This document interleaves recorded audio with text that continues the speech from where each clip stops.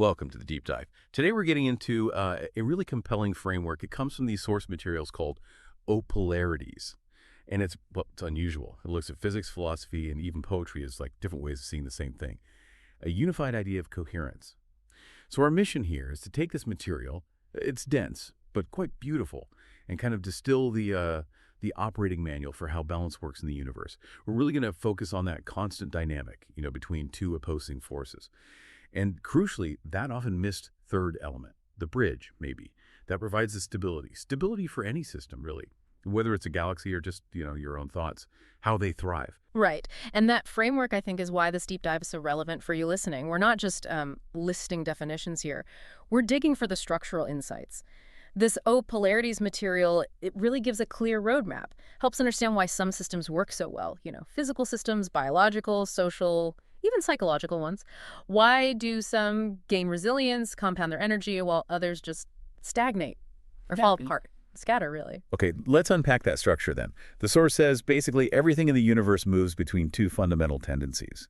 If you had to boil existence down to just two drivers, what would they be? How does this framework actually define them? Well, the authors argue it all comes down to the interplay between expansion and containment. These are presented as the universal tendencies. Yeah, Expansion is that outward motion, the drive for, freedom, growth, creativity, change. Think of a star forming, maybe, or an idea just taking off. Containment, then, is the opposite. It's inward motion. It brings structure, organization, precision, coherence. It's like the gravity holding planets in their orbits, or, the personal discipline that lets you really focus on something complex. And the crucial point, which I think gets missed a lot, is that they're not opposed in a fighting way. Yeah. Right? They actually need each other. Yeah. Like if you have only expansion, pure expansion, you just get chaos. The system dissolves. But if containment wimps completely, you get stagnation. The system locks up. It can't evolve. It dies. It's like the universe is inhale and exhale, always dependent. Precisely. That's it, exactly. And recognizing that interdependence, that mutual need, brings us to maybe the most vital concept in the whole system. And that's the seam. With a capital S, the seam isn't a physical place, you see. It's described as a state. It's that precise moment, or maybe the exact ratio, where expansion and containment are in this perfect dynamic balance. When energy finds that kind of repeating rhythm, it stabilizes. It actually becomes form. When, say, thought finds that balance, it becomes insight. I find this idea of the seam really compelling because it feels immediately practical. The authors suggest it's often what's missing when we're trying to achieve high performance. We tend to push for maximum output, that's expansion, or maybe maximum control, which is containment, but we rarely look for that perfect balance point, that seam. So where can we actually spot the seam in daily life? Oh, it's everywhere once you start looking. It's that stillness you feel right after, say, a complex physical movement, or the momentary calm between your inhale and your exhale. That little pause.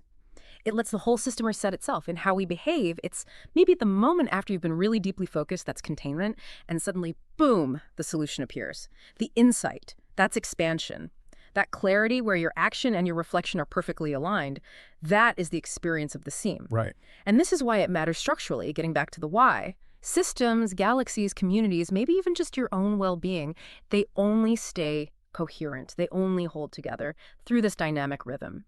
If you lose that rhythm, you either scatter too much expansion, things fly apart, or you just stop evolving. Too much containment, you get stuck. So the goal isn't picking expansion or containment, it's finding the rhythm of the seam. That makes perfect sense.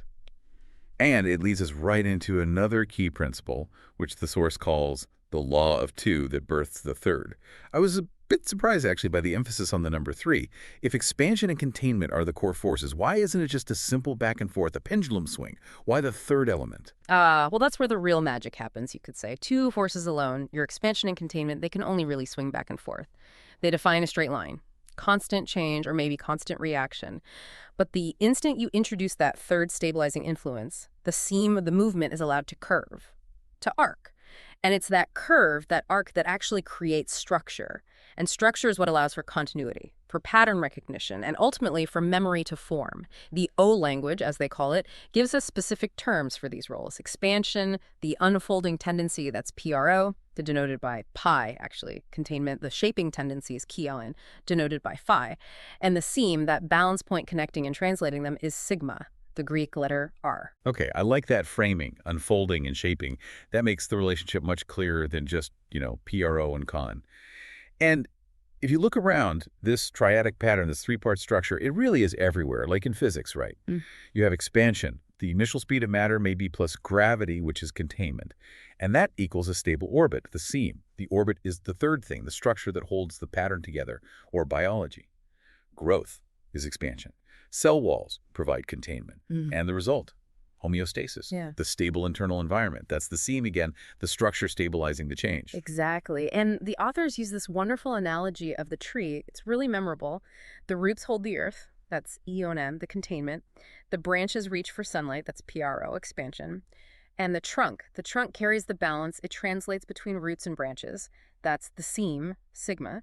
And this leads to one of the deepest insights in the work. Two can move, but only three can remember. Only three can remember. Okay, that sounds profound, maybe a bit poetic. But how does that translate into, applied physics? What does memory actually mean here? It connects to what the authors call the geometry of memory.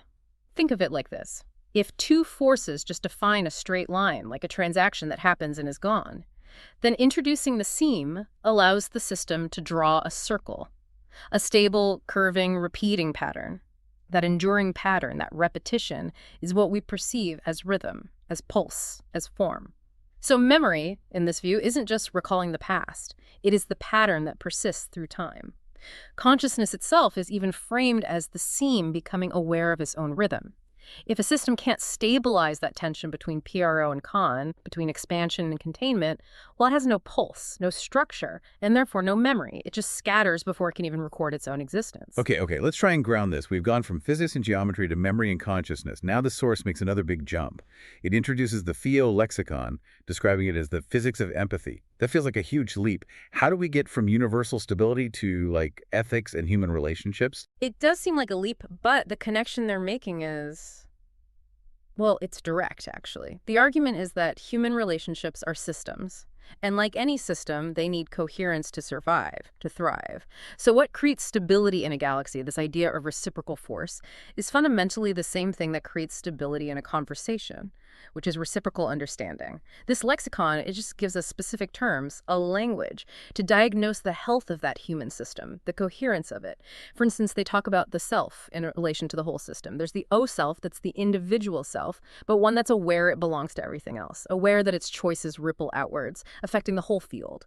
And then there's the Fiode. That's the balanced self, the person who acts calmly, clearly, coherently, even when things are changing or chaotic around them. They've found their internal seam, you could say. Okay, so O-self is awareness of connection. Fiode is internal balance. What about interactions? What happens when, say, two balanced Fiode selves interact? That interaction itself is called Pheo. Capital P, capital O. It means reciprocal resonance.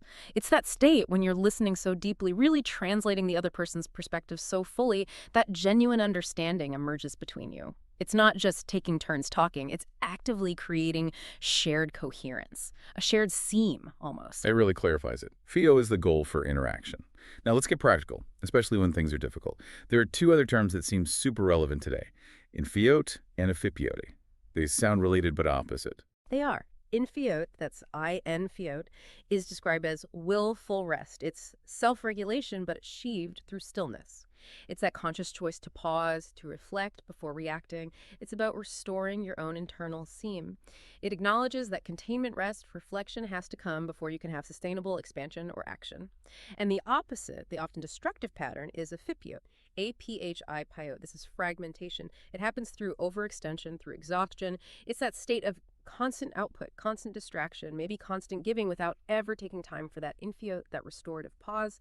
You become completely disconnected from the seam, fragmented. Yeah, I think most of us can recognize that state of effipiot, whether it's personal burnout or maybe a workplace that just demands maximum output without investing back in people.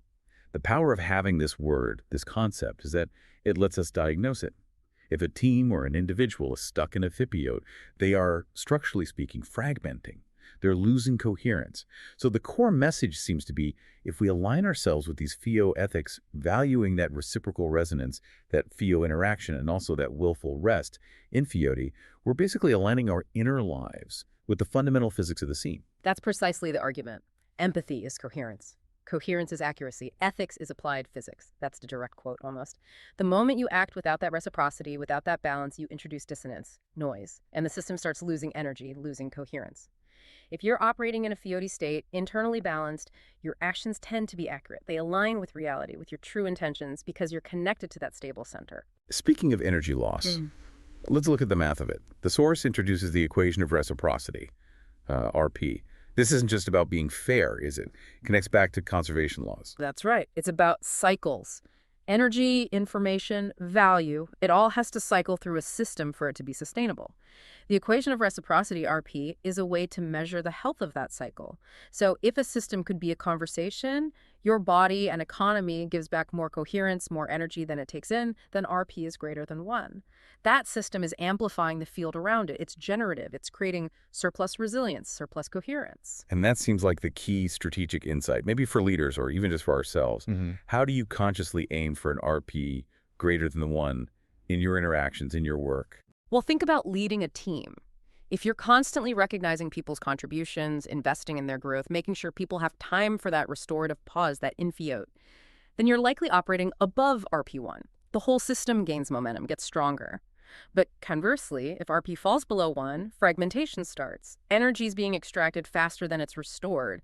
You have a net loss of coherence, and that inevitably leads to burnout or debt or maybe even total collapse of the system. You can see it so clearly in just a simple dialogue, can't you? Yeah. If I'm speaking, that's expansion, and I'm also genuinely listening, containment, and we actually reach understanding the seam, then we're probably at RP1 or maybe even higher. But if I just talk at you without listening, just extracting all the attention, my personal RP drops below 1 and the whole exchange just collapses into noise. There's no coherence built. Exactly.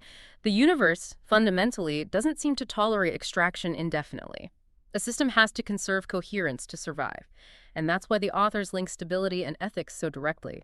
They say, what physics calls stability, ethics calls empathy. They're just two different languages describing the same underlying principle, conserving the integrity of the seam. Wow, okay. That really makes the stakes clear. Now, how do systems learn or evolve? The source mentions learning isn't linear, it happens in spirals. This brings us to the recursion principle. Right, recursion. It's basically how information or experience feeds back into a system to help it evolve. We cycle back over previous patterns, but the ideal is we do it with new insight each time. And there are two crucial forms of this. First, there's coherent recursion. This is the healthy spiral upwards. It's when the system successfully integrates a new insight, refines its pattern based on that insight, and continues its ascent towards greater coherence. This is how experience becomes wisdom. Okay, that's the ideal. But then there's the other kind, the dangerous one, dissonant recursion. Exactly. Dissonant recursion. This often happens when a system is stuck in that fragmented Fiat state. It's when the system just echoes its own errors over and over without any real learning or renewal. Think of that self-sabotaging habit you just can't seem to break, or those recurring cycles of unrest we see in societies. The pattern repeats, but it doesn't integrate the lesson. It just echoes the previous misalignment, the previous mistake, stuck in a loop. So, if you realize you're trapped in one of those loops, that dissonant recursion, how do you actually break the loop? The first step is introducing awareness. Awareness acts like that missing pause, that delay. It helps restore the seam internally. Awareness lets you witness the pattern as it starts to happen without automatically falling back into the old reaction. It gives you a moment of choice. But, and this is crucial, awareness by itself usually isn't enough.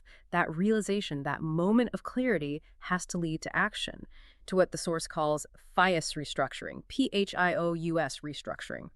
This means actively translating that inner insight, that newfound balance, into your outer patterns, changing your behavior, redesigning your schedule, your relationships, maybe even the structure of your work, so that they embody this new, more coherent rhythm. You essentially have to rebuild the container to hold the new pattern. That whole process, that continuous refinement and integration, is mapped out beautifully. And the final concept we should touch on, the ladder of O.